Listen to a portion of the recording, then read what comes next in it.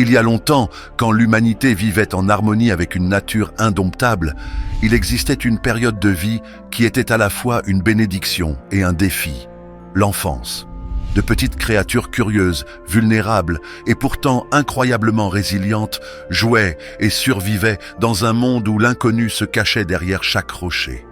Elles marquèrent le sol de leurs empreintes tandis que le bruit de la vie sauvage résonnait au loin. Bonjour voyageurs de l'histoire, si vous pensez que votre enfance était pleine d'aventures, attendez de découvrir comment c'était d'être un enfant à la préhistoire, où survivre était un jeu quotidien. Avant de commencer, laissez votre super like. Vous ne savez jamais quand un tigre à dents de sabre pourrait surgir. Alors sans plus attendre, voyageons dans le temps.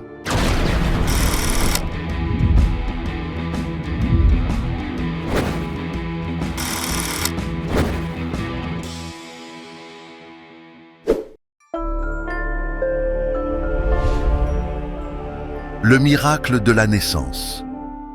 Imaginez une nuit étoilée dans l'immensité d'un paysage préhistorique. Un feu crépite doucement au centre d'une grotte humide, projetant des ombres dansantes sur les murs ornés de peintures rupestres. Dans un coin abrité, des femmes se regroupent en cercle, leurs visages tendus mais déterminés. L'une d'elles est sur le point d'accoucher, et l'atmosphère est empreinte d'attente.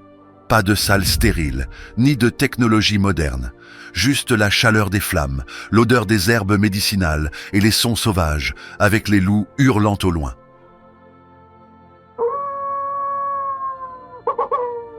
La femme en travail lutte, ses gémissements se mêlant aux paroles apaisantes des sages-femmes, qui, avec des mains expertes, appliquent des techniques héritées des générations passées. C'est un moment de grande vulnérabilité, mais aussi de force. Les hommes de la tribu veillent à distance, prêts à défendre leur famille des prédateurs attirés par l'odeur du sang. Car la vie à la préhistoire était une bataille constante pour la survie. Quand le bébé pousse son premier cri, un soulagement collectif traverse le groupe. La nouvelle vie est célébrée brièvement, car le temps de fêter est court. Si le bébé est sain, on l'enveloppe vite dans une peau animale douce et le pose contre le cœur de sa mère. Si quelque chose va mal, le désespoir est silencieux, car la fragilité de la vie ne pardonne pas. Chaque naissance était une victoire contre les ténèbres, un miracle dans un monde où la mort était toujours prête à frapper.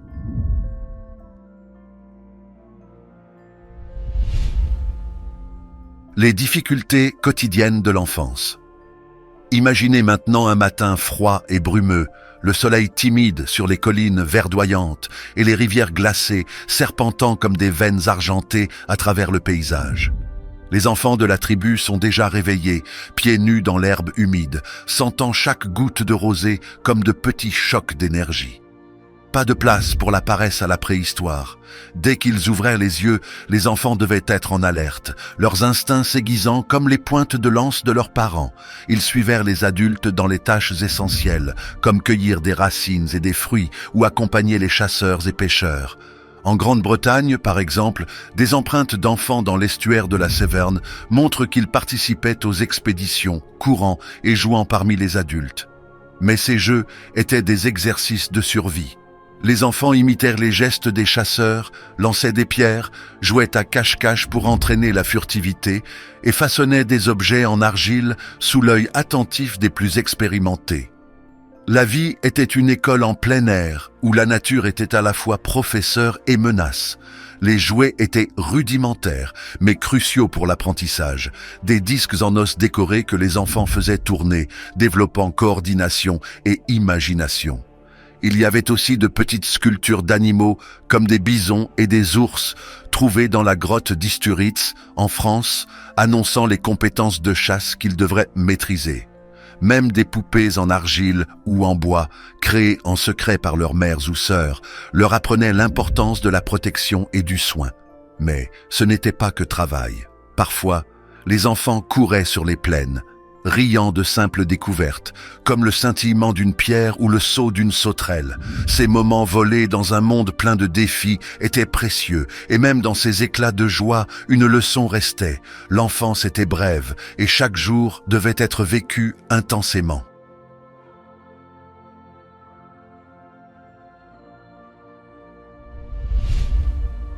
Les maladies et la sélection naturelle. Sous le ciel bleu immense, au milieu de la beauté sauvage et souvent cruelle de la préhistoire, un ennemi invisible planait, les maladies.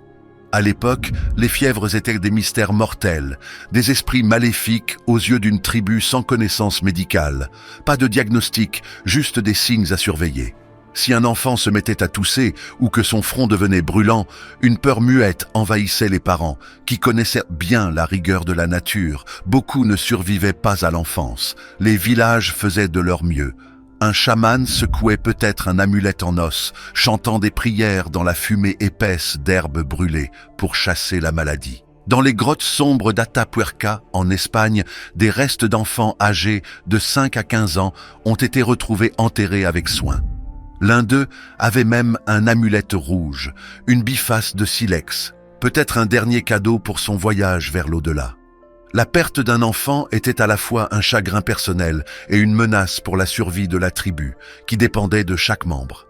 Ceux qui survivaient étaient vus comme des miracles de la sélection naturelle. Ils grandissaient, porteurs de l'espoir de toute la tribu. Leur corps devenait plus fort, leurs réflexes plus vifs, et leur résistance aux maladies faisait d'eux les futurs protecteurs. Mais les marques de l'enfance étaient profondes, des cicatrices d'infection ou des membres maigres, sous-alimentés pendant les hivers rudes. Des sépultures comme celle de la Grotta della Reine Candide en Italie montrent que même alors le lien parent-enfant était fort. Les corps étaient ornés de trésors, coquillages, ivoire de mammouth, plumes et pendentifs en quartz, des symboles d'amour, comme si ces parents voulaient protéger leurs enfants, même après la mort.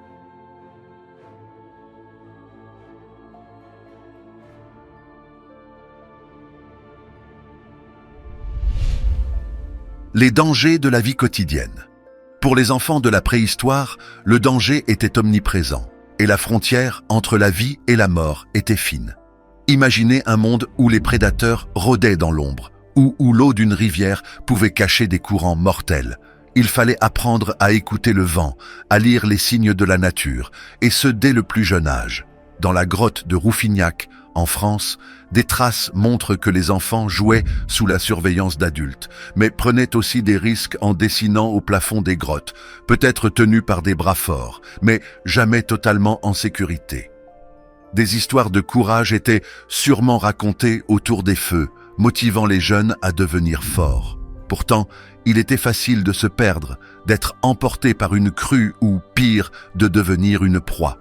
La vie était une aventure incertaine et chaque enfant devait être intelligent, rapide et attentif, car le monde était littéralement un champ de bataille.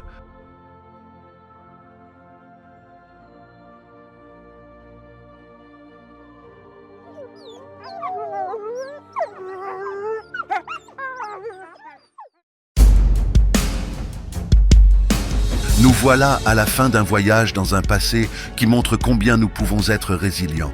Mais avant de partir, dites-moi, choisiriez-vous d'être un enfant préhistorique avec des aventures palpitantes ou préférez-vous vivre sans Internet aujourd'hui? Votre avis est précieux, alors laissez un commentaire et participez à la discussion. N'oubliez pas de liker notre chaîne, c'est un soutien important. Si cette vidéo vous a inspiré, partagez-la. À bientôt pour de nouvelles aventures. Prenez soin de vous. Que Dieu vous garde.